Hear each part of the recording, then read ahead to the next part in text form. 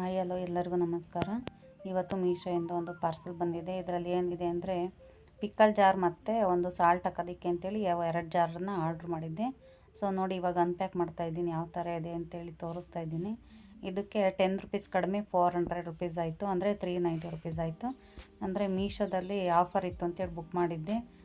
ಈ ಎರಡು same size ಇದೆ. ಇದ್ರದ್ದು ಮೆಜರ್ಮೆಂಟು 1000 ml ಇದೆ.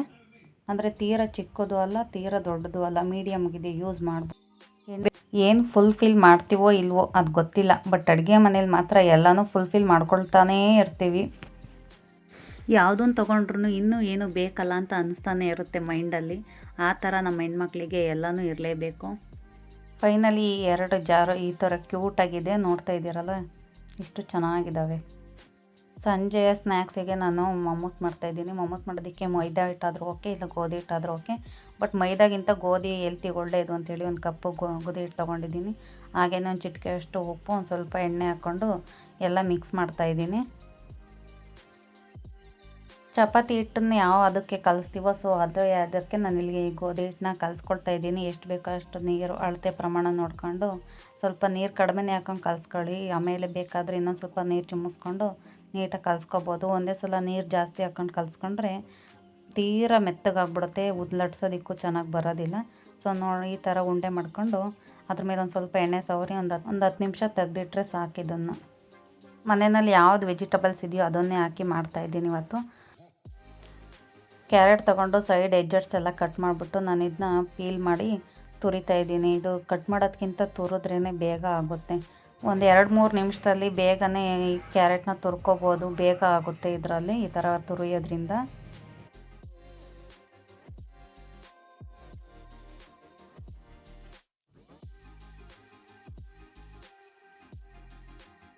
ಸೊ ಎಲೆಗಳನ್ನೆಲ್ಲ ತೆಗೆದ್ಬಿಟ್ಟು ನಾನು ಚಾಪ್ ಮಾಡ್ಕೊಳೋದಕ್ಕೆ ಒಂದು ಚಾಪರ್ ತೊಗೊಂಡಿದ್ದೀನಿ. ಇವಾಗೆಲ್ಲ ಸ್ಟೋರ್ಗಳಲ್ಲಿ ಆನ್ಲೈನಲ್ಲಿ ಎಲ್ಲದ್ರ ಕಡೆನೂ ಸಿಗುತ್ತೆ. ನಾನು ಇದನ್ನ ಮೀಶೋದಲ್ಲಿ ಆರ್ಡ್ರ್ ಮಾಡಿದ್ದೆ. ಸ್ವಲ್ಪ ದೊಡ್ಡ ಕಟ್ ಮಾಡಿಕೊಂಡ್ರೆ ಸಾಕು. ಈ ಚಾಪರಲ್ಲಿ ಹಾಕ್ಬಿಟ್ಟು ಒಂದು 2-3 ಸಲ ಈ ಥರ ದಾರ ಕೊಟ್ಟಿದ್ದಾರೆ, ಅದರಲ್ಲೊಂದು ಆ ದಾರ ಎಳೆದ್ರೇ ಆಯಿತು. ಒಂದು 2-3 ನಿಮಿಷದಲ್ಲಿ ನೀಟಾಗಿ ಚಿಕ್ಕಕ್ಕೆಲ್ಲ ಚಾಪ್ ಆಗುತ್ತೆ. ನಾವು ಚಾಕುಲ್ ಕಟ್ ಮಾಡೋದಕ್ಕೂ ತುಂಬ ಟೈಮ್ ತೊಗೊಳುತ್ತೆ, ಬಟ್ ಇದರಲ್ಲಿ ಒಂದು 5-6 ನಿಮಿಷದಲ್ಲೇ ಅಷ್ಟು ಚಾಪ್ ಮಾಡ್ಕೊಬೋದು. ನೋಡಿ ಈ ಥರ ಎಷ್ಟು ನೀಟಾಗಿ ಚಾಪ್ ಆಗಿದೆ. ಆ ಮಧ್ಯದಲ್ಲಿರೋ ಬ್ಲೇಡ್ ತೆಗೆದ್ಬಿಟ್ಟು ಆರಾಮಾಗಿ ಪ್ಲೇಟಿಗೆ ಸರ್ವ್ ಮಾಡ್ಕೊಬೋದು ನಾವು. ನೋಡಿ ಈ ಥರ ನೀಟಾಗಿ ಚಾಪ್ ಆಗುತ್ತೆ. ನೆಕ್ಸ್ಟು ನಾನಿಲ್ಲೊಂದು 2 ಗ್ರೀನ್ ಚಿಲ್ಲಿ ತೊಗೊಂಡಿದ್ದೀನಿ. ಇದನ್ನು ಅಷ್ಟೇ ನೀಟಾಗಿ ಚಿಕ್ಕಕ್ಕೆ ಚಾಪ್ ಮಾಡ್ಕೋಬೇಕು. ನೆಕ್ಸ್ಟ್ ಒಂದು ಅರ್ಧ ಇಂಚು ಅಷ್ಟು ಶುಂಠಿ ತೊಗೊಂಡಿದ್ದೀನಿ, ಅದನ್ನು ಕೂಡ ಸಣ್ಣದಾಗಿ ಚಾಪ್ ಮಾಡ್ಕೊಳ್ತಿದ್ದೀನಿ. ನೆಕ್ಸ್ಟು ಒಂದು 5-6 ಬೆಳ್ಳುಳ್ಳಿ ತೊಗೊಂಡಿದ್ದೀನಿ, ಅದನ್ನು ಸಹ ನೀಟಾಗಿ ಸಣ್ಣ ಚಿಕ್ಕಕ್ಕೆ ಚಾಪ್ ಮಾಡ್ಕೋಬೇಕು. ಈ 3 ಕೂಡ ಚಿಕ್ಕದಾಗಿ ಚಾಪ್ ಮಾಡ್ಕೊಂಡು 2 ಆನಿಯನ್ ತೊಗೊಂಡಿದ್ದೀನಿ. ಇದನ್ನು ಸಹ ಸ್ವಲ್ಪ ದೊಡ್ಡ ಕಟ್ ಮಾಡ್ಕೊಂಡು ಆ ಚಾಪರಲ್ಲಿ ಹಾಕ್ಕೊಂಡು ಒಂದು 2-3 ಸಲ ಎಳೆದ್ರೆ ಸಾಕು ಆ ದಾರನ. ಇದು ಕೂಡ ಚಾಪ್ ಆಗುತ್ತೆ ನೀಟಾಗಿ. ಈಗ ನೋಡಿ ಈ ಥರ ಆಗಿದೆ, ಎಷ್ಟು ನೀಟಾಗಿ ಚಾಪ್ ಆಗಿದೆ ನೋಡಿ. ಈಗ ಆರಾಮಾಗಿ ಪ್ಯಾನ್ಗೆ 2 ಟೇಬಲ್ ಸ್ಪೂನ್ ಆಯಿಲ್ ಹಾಕಿ, ಆಯಿಲ್ ಬಿಸಿ ಆದಮೇಲೆ ಬೆಳ್ಳುಳ್ಳಿ, ಶುಂಠಿ ಮತ್ತು ಹಸಿಮೆಣ್ಸಿನ್ಕಾಯಿ ಹಾಕಿ ಒಂದು 2-3 ನಿಮಿಷ ಇದನ್ನ ಫ್ರೈ ಮಾಡ್ಕೋಬೇಕು. ಇದು ಫ್ರೈ ಆದಮೇಲೆ ಕ್ಯಾರೆಟು, ಕ್ಯಾಬೇಜು ಮತ್ತು ಈರುಳ್ಳಿನ ಕೂಡ ಫ್ರೈ ಮಾಡ್ಕೋಬೇಕು. ನಾನು ಈಕ್ವಲ್ ಕ್ವಾಂಟಿಟಿಯಲ್ಲಿ 3 ಸಹ ತೊಗೊಂಡಿದ್ದೀನಿ. ನೀವು ಹೆಚ್ಚು ಕಮ್ಮಿ ತೊಗೊಂಡ್ರೂ ನಡೆಯುತ್ತೆ, ಬಟ್ ನಾನು ಈಕ್ವಲ್ ಕ್ವಾಂಟಿಟಿಲೇ 3 ತೊಗೊಂಡಿದ್ದೀನಿ. ಇದನ್ನು ಕೂಡ 5-10 ನಿಮಿಷ ನೀಟಾಗಿ ರೋಸ್ಟ್ ಮಾಡ್ಕೋಬೇಕು. ಓವರ್ ರೋಸ್ಟ್ ಮಾಡಬಾರ್ದು ಇದನ್ನು, ಮತ್ತು ಹೈ ಫ್ಲೇಮಲ್ಲಿಟ್ಟು ರೋಸ್ಟ್ ಮಾಡಬಾರ್ದು, ಮೀಡಿಯಮ್ ಫ್ಲೇಮಲ್ಲಿಟ್ಟು ರೋಸ್ಟ್ ಮಾಡ್ಕೋಬೇಕು. 1 ಟೇಬಲ್ ಸ್ಪೂನ್ ಸಾಲ್ಟು ಮತ್ತು 1 ಟೇಬಲ್ ಸ್ಪೂನ್ ಪೆಪ್ಪರ್ ಹಾಕಿ ಚೆನ್ನಾಗಿ ಮಿಕ್ಸ್ ಮಾಡಿಕೊಡಿ. ನಾನು ವಿನೆಗರ್ ಹಾಕಿದ್ದೀನಿ, ಬಟ್ ಅದು ವಿಡಿಯೋ ಕ್ಲಿಕ್ ಆಗಿಲ್ಲ. 1 ಟೇಬಲ್ ಸ್ಪೂನ್ ವಿನೆಗರ್ ಮತ್ತು ಕೊತ್ತಂಬರಿ ಸೊಪ್ಪು, 1 ಟೇಬಲ್ ಸ್ಪೂನಷ್ಟು ಸೋಯಾ ಸಾಸ್ ಹಾಕ್ಕೊಂಡು ನೀಟಾಗಿ ಮಿಕ್ಸ್ ಮಾಡಿಕೊಡಿ. ನಾನು ಇವಾಗ ಸೋಯಾ ಸಾಸ್ ಹಾಕ್ತಾಯಿದ್ದೀನಿ.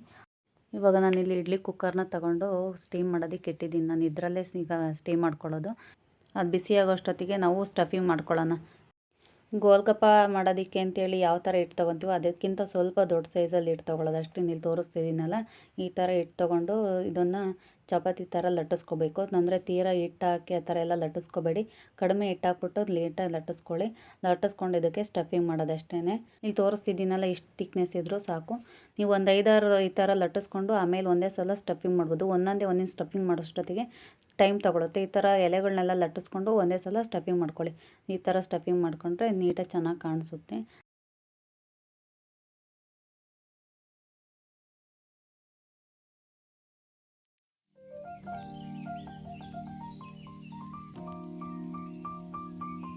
ಇವಾಗ ಸ್ಟಫಿಂಗ್ ಎಲ್ಲ ಮುಗೀತು. ಇವಾಗ ಸ್ಟೀಮ್ ಮಾಡೋದು. ಈ ಥರ ಸ್ಟೀಮಲ್ಲಿಟ್ಟು ಒಂದು 10ರಿಂದ 15 ನಿಮಿಷ ಇದನ್ನ ಸ್ಟೀಮ್ ಮಾಡಿದರೆ ಆಯಿತು ಅಂತಲೇ ಇದು.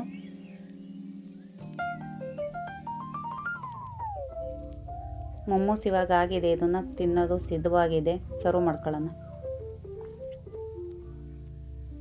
ಇದು ನನ್ನ ಯೂಟ್ಯೂಬ್ ಫಸ್ಟ್ ವಿಡಿಯೋ. ಪ್ಲೀಸ್ ಎಲ್ಲರೂ ಸಬ್ಸ್ಕ್ರೈಬ್ ಮಾಡಿ ಆ್ಯಂಡ್ ಸಪೋರ್ಟ್ ಮಾಡಿ. Thank you all.